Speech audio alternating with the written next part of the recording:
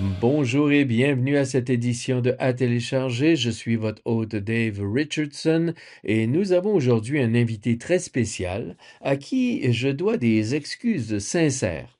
Nous avons beaucoup de chance à cette émission, vous le savez si vous écoutez régulièrement.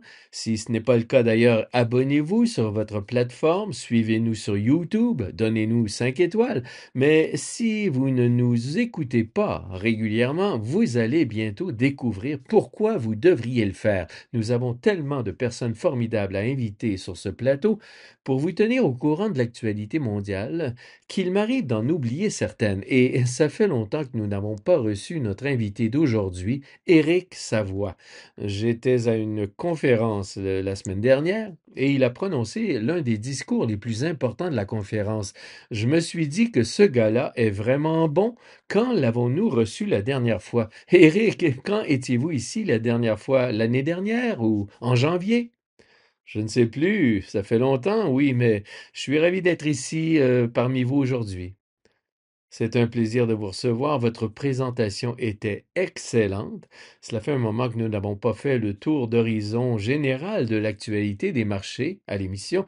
Nous recevons Éric Lasselle qui se concentre sur l'économie, mais pour examiner tous les différents marchés, tous les enjeux, les droits de douane, l'inflation, le dollar américain, la réserve fédérale, les actions, les titres à revenu fixe. Question d'avoir une idée générale, votre point de vue sur la situation serait très utile aux investisseurs, tandis que nous avançons dans l'été. Vous avez peut-être quelques réflexions à ce sujet? Par où voulez-vous commencer, Eric? Tout est possible, il y a tellement de choses à aborder. Bien sûr, il se passe tellement de choses en ce moment. Cette année, chaque semaine, le discours change radicalement d'un point de vue macroéconomique. Je pense que cela rend l'année assez passionnante, du moins jusqu'à présent, pour quelqu'un qui analyse en détail ces politiques, en particulier aux États-Unis, avec les mesures prises par Trump en matière de droits de douane et la réaction des marchés financiers. Nous pouvons aborder le sujet sous l'angle que vous souhaitez, mais peut-être vous donner quelques commentaires rapides sur certains des thèmes clés que nous avons observés jusqu'à présent cette année. En réalité, le principal enjeu pour nous, en fin de compte, est le niveau très élevé d'incertitude. Et cette incertitude provient en grande partie des États-Unis en raison de leur politique commerciale. Comme vous le savez, l'approche de Trump en matière de négociation est très volatile et il change souvent d'avis.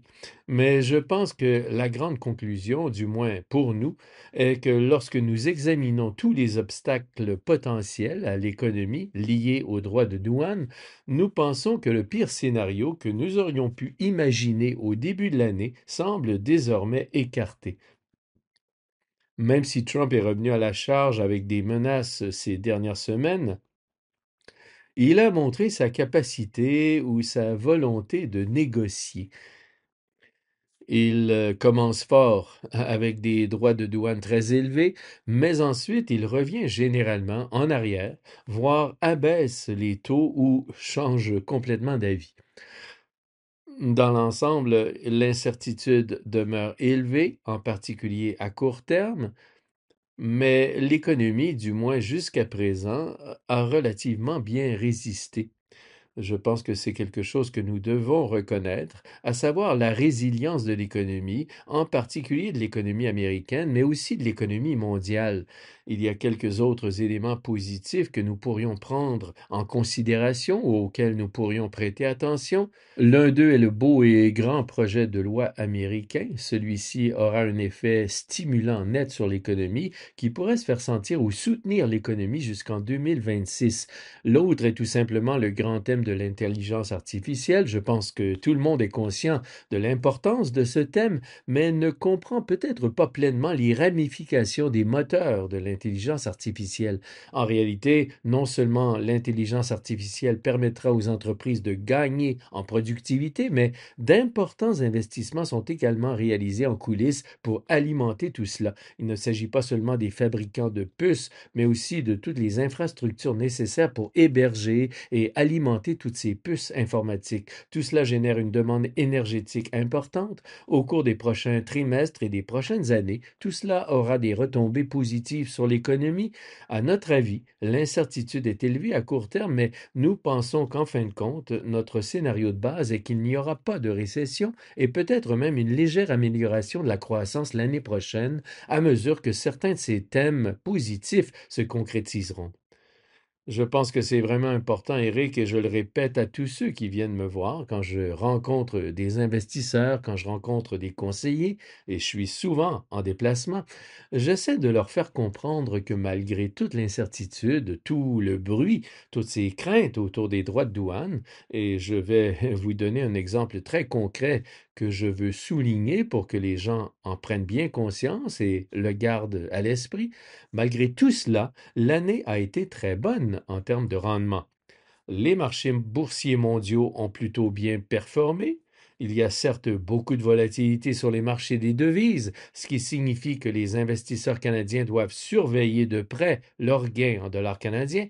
Les titres à revenu fixe n'ont peut-être pas été aussi performants que nous l'aurions espéré, étant donné que la Fed a commencé à baisser ses taux l'année dernière, tout comme la Banque du Canada, mais dans l'ensemble, malgré tout le bruit, l'année a été très bonne. Nous avons beaucoup parlé, Eric, des émotions que ressentent parfois les investisseurs individuels lorsqu'ils investissent, par opposition aux investisseurs professionnels comme vous et aux analystes professionnels qui font carrière dans ce domaine. Cette idée des émotions. Mais Trump semble même prendre le dessus sur cela. Il dépasse même les professionnels. Je crois que c'était hier, en fait. Nous enregistrons cette émission jeudi après-midi. Une rumeur a circulé dans le New York Times selon laquelle Trump allait licencier Jerome Powell, le président de la Réserve fédérale.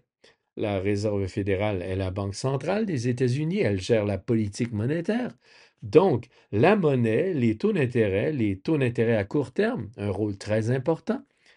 Et historiquement, hein, on a toujours veillé à maintenir une séparation des pouvoirs entre la Réserve fédérale et la présidence, même si techniquement elle fait partie du pouvoir exécutif aux États-Unis. Mais la simple rumeur a suffi pour que le Dow Jones chute de 400 points en quelques minutes. Les gens ont paniqué et se sont précipités pour vendre, mais environ 10 minutes plus tard, Trump est intervenu pour dire que non, il n'allait licencier personne, ce serait vraiment une mauvaise idée, il ne savait même pas s'il avait le droit de le faire, ce qui est en fait sujet à débat. Et le marché s'est immédiatement redressé.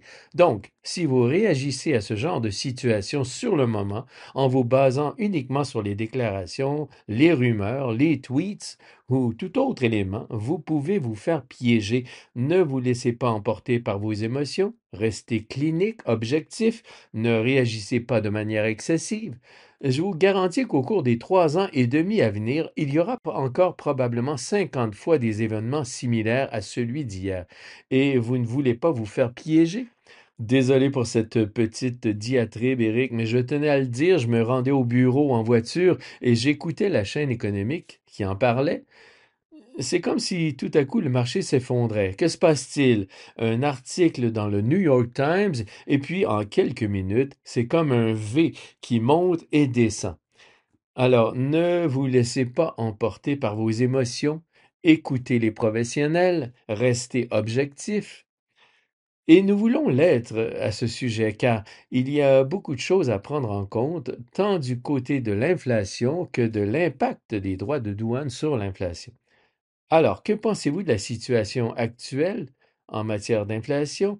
Nous avons eu les rapports sur l'inflation cette semaine. Qu'en pensez-vous? Comment devons-nous envisager l'évolution de l'inflation à l'heure actuelle?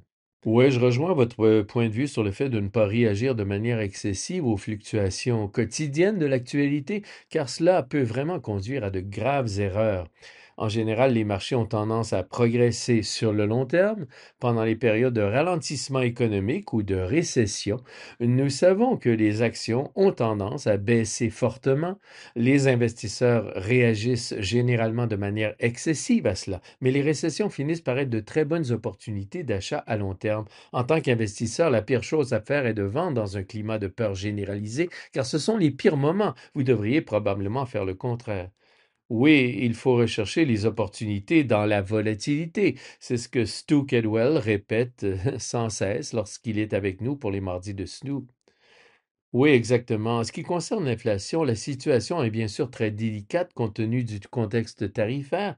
D'un côté, les droits de douane constituent un frein à l'économie, mais d'un autre côté, ils pourraient également entraîner une hausse des prix. Si l'on y réfléchit bien, les entreprises américaines seraient soumises à des coûts d'importation plus élevés lorsqu'elles importent des marchandises depuis l'étranger. Elle serait alors susceptible de répercuter une partie de ces coûts sur les consommateurs. Au final, ce sont donc les consommateurs qui risquent d'être confrontés à une hausse des prix. Encore une fois, de nombreuses questions se posent à ce sujet, notamment en fonction de l'ampleur de la hausse des taux et de la durée de leur maintien. Si cette mesure est effectivement adoptée, restera-t-elle en vigueur pendant longtemps? De nombreuses questions subsistent. Les entreprises trouveront-elles des moyens de contourner les droits de douane ou de s'en affranchir? Ou trouveront-elles d'autres gains d'efficacité opérationnelle qui leur permettront d'absorber ce coût? Il reste donc beaucoup de questions, mais la situation de l'inflation nous semble plutôt bonne. Comme vous l'avez dit, certains chiffres de l'inflation ont été publiés cette semaine et semblent plutôt corrects. Au Canada, nous sommes autour de l'objectif de 2%. Aux États-Unis, nous sommes légèrement au-dessus. Je dirais que nous sommes très proches de cet objectif. Mais n'oubliez pas qu'il y a quelques années à peine, nous étions plus près de 7, 8, 9% en matière d'inflation. Il y a donc une amélioration significative. Nous prévoyons que l'inflation restera assez modérée au cours des 2 prochaines années, assez proche de 2%, mais nous pensons qu'à court terme, il existe un risque que nous assistions à une légère hausse de l'inflation au moment où l'effet des droits de douane se fera sentir. Nous pourrions voir des taux plus proches de 3% à un moment donné au cours des prochains trimestres, mais en fin de compte, nous pensons qu'à un moment donné, en 2026, l'inflation reviendra vers ce niveau de 2%, ce qui sera un bon niveau pour les banques centrales afin de confirmer la politique actuelle ou même d'assouplir davantage, en particulier aux États-Unis où les taux sont encore très élevés, disons-le. Oui, cela nous amène à la Fed, après ce que je disais à propos de la rumeur d'hier, et ensuite aux différentes réunions de la Fed prévues cette année. Alors, entrevoyez-vous une baisse des taux par la Fed? Pensez-vous qu'elle va maintenir ses taux inchangés? Ou pourrions-nous assister à un certain assouplissement dans un avenir proche, ou du moins dans le courant de l'année? Je pense qu'il est logique que Powell fasse preuve de patience dans ce domaine. Si l'on réfléchit à l'émission de la Fed ou à son objectif, celui-ci est d'assurer la stabilité des prix. En réalité, son principal outil pour y parvenir est la politique des taux d'intérêt. Mais si l'on sort de ce cadre, il y a tellement d'instabilité et d'incertitude dans le système du point de vue de l'administration américaine avec Trump, les droits de douane et tout le reste. C'est presque comme si cette incertitude obscurcissait ou minimisait l'impact de la politique monétaire. Comme Powell l'a répété lors de ses dernières réunions ou conférences de presse, il y a encore tellement d'incertitudes quant à l'impact des droits de douane sur l'inflation qu'il préfère attendre et voir quel sera finalement cet impact. Il aimerait avoir plus de clarté. Il peut se permettre d'être patient car l'économie américaine a été assez résistante. Le taux de chômage reste proche de ses plus bas historiques. Les créations d'emplois se font mois après mois et il n'y a donc pas de nécessité immédiate pour la Fed de baisser ses taux. Mais nous pensons qu'à un moment donné, lorsque nous y verrons plus clair à l'automne, la Fed pourrait être en mesure de reprendre ses baisses de taux. Si l'on y pense bien, la Fed a toujours des taux d'intérêt assez élevés par rapport à d'autres pays dans le monde. Nous avons assisté à un assouplissement considérable au Canada, en Europe et ailleurs, tandis que la Fed a maintenu ses taux inchangés tout au long de l'année jusqu'à présent. Le taux des fonds fédéraux, qui s'établit toujours autour de 4,5%, est supérieur au taux approprié selon nos modèles, qui se situe plutôt autour de 3%. Nous pensons qu'elle finira par s'orienter dans cette direction, mais le calendrier sera probablement plus clair à l'automne, peut-être en novembre pour la première baisse. Nous n'en sommes pas certains, il reste encore beaucoup de temps d'ici là, mais nous pensons que dans le courant de l'année, la Fed reprendra ses baisses de taux qui se poursuivront probablement jusqu'en 2026, où nous prévoyons environ 3 baisses au cours des 12 prochains mois. Ah ouais? Y a-t-il une quelconque validité dans ce que dit Trump au sujet de la baisse des taux d'intérêt qui nous permettrait en fait d'économiser de l'argent en termes de service de la dette? La Fed fixe les taux d'intérêt à court terme, les autres taux sont fixés par le marché. Est-ce donc un argument valable ou s'agit-il d'une diversion qu'il lance simplement pour rallier des soutiens et faire pression sur Powell afin qu'il baisse les taux? Je ne suis probablement pas l'expert en la matière. La dette publique ne se compose pas uniquement de taux d'intérêt à court terme. Il existe de nombreuses dettes à plus long terme. Si Powell réduit les taux à court terme, peut-être que cela aura un certain impact sur la baisse des rendements obligataires à long terme, mais je pense que l'objectif principal en ce qui concerne les préoccupations liées à la dette est de faire baisser les rendements à long terme. Bien sûr, la Fed n'a pas son mot à dire à ce sujet. On comprend la frustration de Trump lorsqu'il ne cesse de réclamer une baisse des taux d'intérêt et des rendements. En fait, ces dernières semaines, les rendements ont augmenté. Je pense que cela va à l'encontre des objectifs de l'administration, mais celle-ci n'a qu'un pouvoir limité pour influencer les prix du marché. Et la Fed est une entité indépendante du gouvernement. Elle fera ce qu'elle doit faire pour garantir la stabilité des prix en fonction de ce qu'elle observe et des variables qu'elle surveille. Une question plus pertinente qui correspond mieux à votre domaine d'expertise serait peut-être la suivante. Dans l'ensemble, les titres à revenu fixe n'ont pas été très performants, car le marché des titres à revenu fixe a été assez morne. Ce sont les bonnes vieilles obligations d'État à court terme. Comme vous venez de le mentionner, la partie longue de la courbe des taux a en fait légèrement augmenté compte tenu de ce qui ressort de cette grande et belle loi et compte tenu de certaines inquiétudes liées à l'inflation résultant des droits de douane, le marché des titres à revenus fixes est-il un secteur intéressant? Je sais que généralement, lorsque nous avons atteint 4,5% sur le rendement des bons du Trésor à 10 ans, c'est généralement un moment où les gens y jettent un coup d'œil, où la tendance s'inverse pour redescendre vers 4,25%. Mais où en sommes-nous actuellement, selon vous? Oui, nous sommes plutôt optimistes quant au marché des titres à revenus fixes. Si l'on examine notre modèle, la hausse des rendements que nous avons observée provient en grande partie d'une augmentation des taux d'intérêt réels. Les investisseurs ne sont pas tellement préoccupés par l'inflation, du moins selon la façon dont nous décomposons le modèle. Il existe donc une inquiétude croissante au sein de la communauté des investisseurs concernant le niveau élevé de la dette publique. Cette inquiétude est légitime. Les investisseurs disent en substance qu'ils exigent une prime plus élevée pour prendre le risque de détenir des titres de dette publique. En fin de compte, du point de vue des investisseurs, cela signifie qu'ils recevront une rémunération plus élevée pour détenir ces titres. À court terme, cela pourrait bien sûr entraîner une légère volatilité, les rendements pouvant encore augmenter légèrement à partir de leur niveau actuel. Mais à plus long terme, nous pensons que cela constituera un avantage réel pour les investisseurs obligataires. Nos modèles suggèrent qu'à moyen et long terme, le niveau approprié pour le rendement américain à 10 ans devrait être plus proche de 4%, voire légèrement inférieur à mesure que le temps passe et que certaines de ces inquiétudes se dissipent. Les rendements pourraient peut-être remonter légèrement au-dessus de 4,5%, voire se rapprocher de 5%. Mais en réalité, si l'on y pense bien, cela ne représente pas une baisse importante de la valeur des obligations.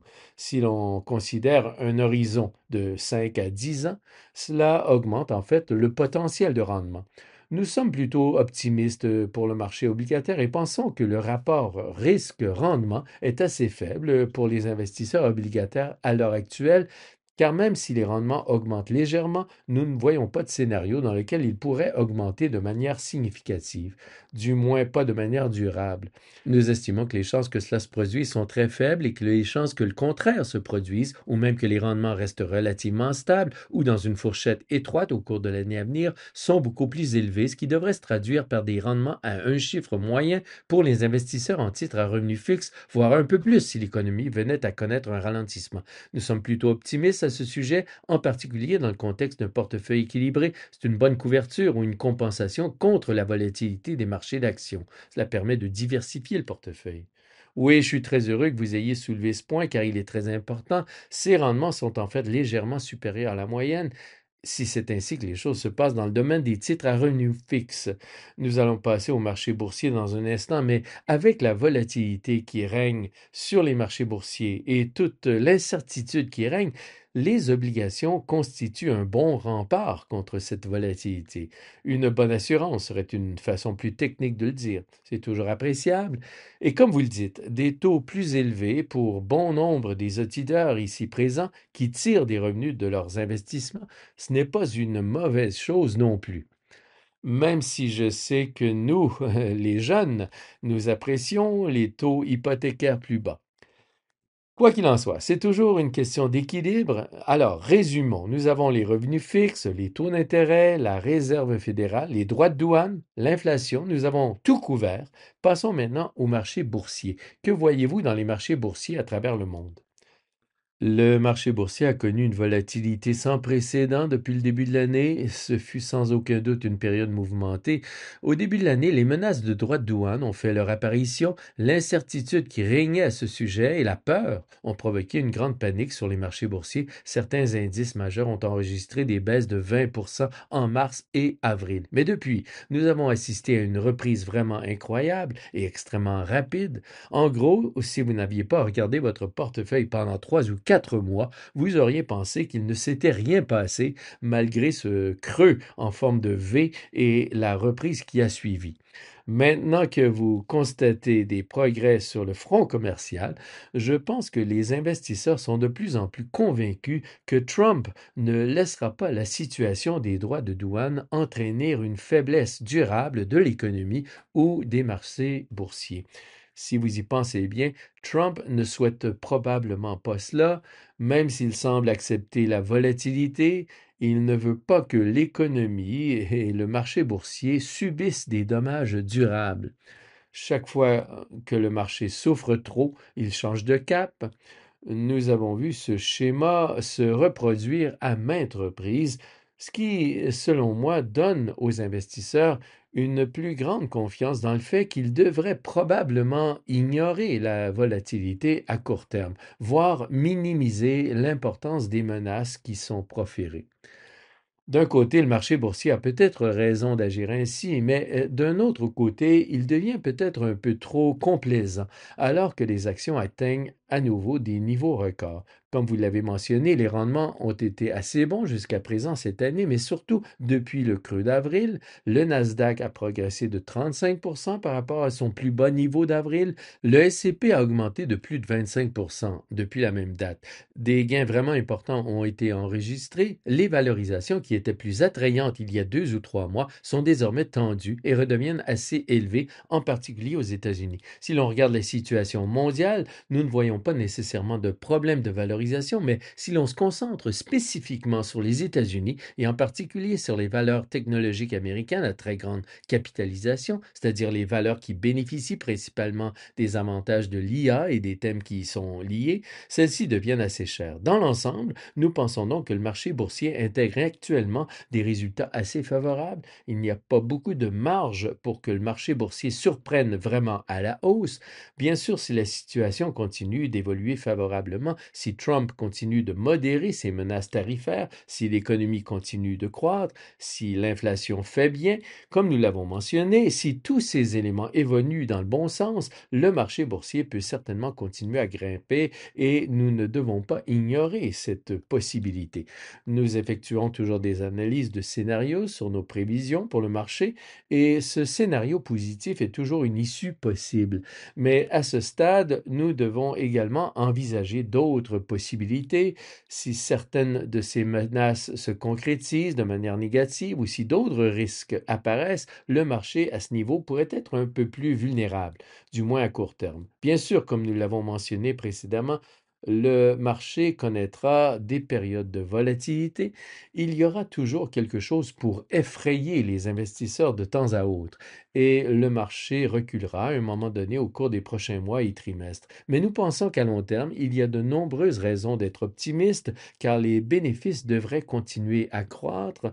Même avec la menace des droits de douane, le consensus table sur une croissance des bénéfices de 8% cette année, 14% l'année prochaine et 14% l'année suivante.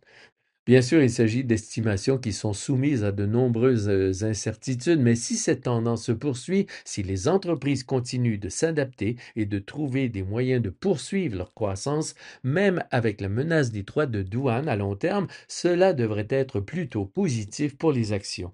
Nous pensons que vous pourriez encore obtenir des rendements à un chiffre moyen, voire supérieur, sur les actions américaines, peut-être même des rendements à un chiffre élevé sur certains marchés internationaux où les valorisations sont plus attractives. Les inquiétudes liées aux valorisations que nous observons sur le marché des actions ne concernent en réalité que les grandes capitalisations américaines. Si l'on sort de ce cadre pour s'intéresser aux marchés internationaux ou même aux États-Unis, si l'on quitte le segment des grandes capitalisations pour se tourner vers les moyennes et petites capitalisations, nous voyons beaucoup de valeurs attractives dans ces segments du marché. Dans la mesure où l'économie peut continuer à croître, certains de ces marchés qui n'ont pas beaucoup participé à la croissance ces 2 dernières années pourraient générer de très bons rendements. Dans l'ensemble, je dirais donc que le potentiel de hausse est limité à très court terme compte tenu de l'ampleur du rebond massif que nous avons connu. Il serait difficile pour le marché de continuer à progresser de manière linéaire. Nous pouvons donc nous attendre à un peu plus de volatilité dans les mois et les trimestres à venir, mais en fin de compte, nous restons assez optimistes quant à la trajectoire à long terme qui devrait être à la hausse. Oui, il est assez clair que le marché prévoit que dans un an, car le marché se projette à environ un an dans l'avenir, les taux d'intérêt seront plus bas, les bénéfices seront plus élevés et la croissance sera bonne. Et ces chiffres attendus par le marché, nous avons besoin que ces bénéfices se concrétisent. Il y a de nombreuses raisons de croire que cela peut se produire. L'une d'entre elles, que vous avez évoquée dans votre première remarque, est l'intelligence artificielle. Allons-nous commencer à avoir un impact réel sur les résultats de certaines de ces entreprises dont les prévisions de croissance des bénéfices sont si élevées? Oui, c'est en tout cas ce que l'on attend. Les attentes sont certainement très optimistes. Le risque serait que nous ayons trop d'espoir. Et même si ces entreprises affichent une croissance très attractive de leurs bénéfices, si celle-ci n'est pas tout à fait à la hauteur des attentes, le marché pourrait bien sûr réagir négativement. Mais si les promesses d'une amélioration des bénéfices, des marges et de l'efficacité se concrétisent, le marché réagira certainement de manière positive. Tout comme de nombreuses entreprises spécialisées dans l'IA intègrent dans leur prix certains avantages, dans la mesure où l'IA profite à toutes les entreprises. Pensez à des entreprises comme Walmart ou simplement des magasins d'alimentation ou des entreprises que vous ne considérez pas nécessairement comme des entreprises technologiques. Si ces entreprises commencent à adopter cette technologie à mesure qu'elle devient plus accessible et plus facile à utiliser, peut-être même que des entreprises auxquelles nous ne pensons pas commenceront à exploiter les avantages de l'intelligence artificielle d'une manière que nous n'aurions même pas imaginée. Le potentiel est là, le marché anticipe clairement une issue optimiste. Nous verrons ce qui se passera, tout sera clair dans les prochains trimestres. Tant que cela ne se transforme pas en Terminator, tout va bien. Ça devrait contribuer aux résultats financiers. Éric, compte tenu de tout cela, comment intégrez-vous tous ces éléments dans le positionnement actuel de votre portefeuille, compte tenu de toute l'incertitude dont vous avez parlé? Que recommanderiez-vous aux gens de faire avec leur portefeuille par rapport à leur répartition d'actifs cibles? Lorsque j'examine la composition des actifs, je pense à la répartition recommandée pour un investisseur prudent. Il s'agit de la répartition publiée par le Comité de stratégie de placement, RBC. Compte tenu de l'incertitude accrue, du moins à court terme, nous pensons qu'il est important de bien diversifier son portefeuille.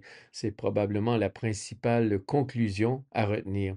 La diversification est essentielle dans un contexte d'incertitude accrue.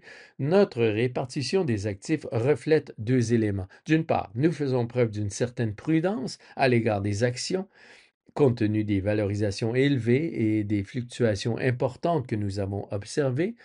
D'autre part, nous sommes plutôt optimistes à l'égard du marché des titres à revenus fixes. Nous jonglons simplement entre ces deux éléments dans notre composition d'actifs. Notre composition d'actifs est assez proche de notre répartition neutre si l'on considère que 2% de liquidités, 38% de titres à revenus fixes et 60% d'actions constituent une répartition neutre. Nous en sommes très proches. Nous sommes légèrement surpondérés en actions pour le moment avec une pondération de 61%, soit une surpondération de 1%. Nous avons renforcé nos positions en actions lors du ralentissement du début de l'année et nous maintenons cette légère surpondération pour le moment, ce qui nous semble être le niveau de risque approprié. Nous voulons profiter de cette hausse, mais peut-être pas trop si les choses ne se passent pas aussi bien que le marché le prévoit. Nous avons également procédé à quelques changements régionaux au sein de cette allocation d'actifs. Compte tenu du niveau élevé de valorisation sur le marché américain, qui nous inquiète un peu, nous avons réduit notre exposition. De cette tranche de 61%, nous avons réduit notre exposition aux actions américaines. Nous avons privilégié d'autres régions en dehors des États-Unis, plus internationales, comme les marchés émergents, l'Asie, en particulier les actions européennes, où les valorisations nous semblent beaucoup plus intéressantes et où nous pensons que le potentiel de rendement est plus élevé. C'est ainsi que nous voyons les choses. Nous adoptons actuellement une position plus prudente avec un léger penchant pour le risque. Quand on y pense, cela nous place dans une position favorable. Dans un scénario très favorable où les actions continuent de progresser, nous profiterons dans une certaine mesure de cette hausse. Mais dans un autre scénario un peu plus volatile, en restant proche de la neutralité, nous aurons la possibilité ou la capacité de réagir et peut-être d'effectuer quelques ajustements pour tirer parti de la volatilité si elle venait à se manifester.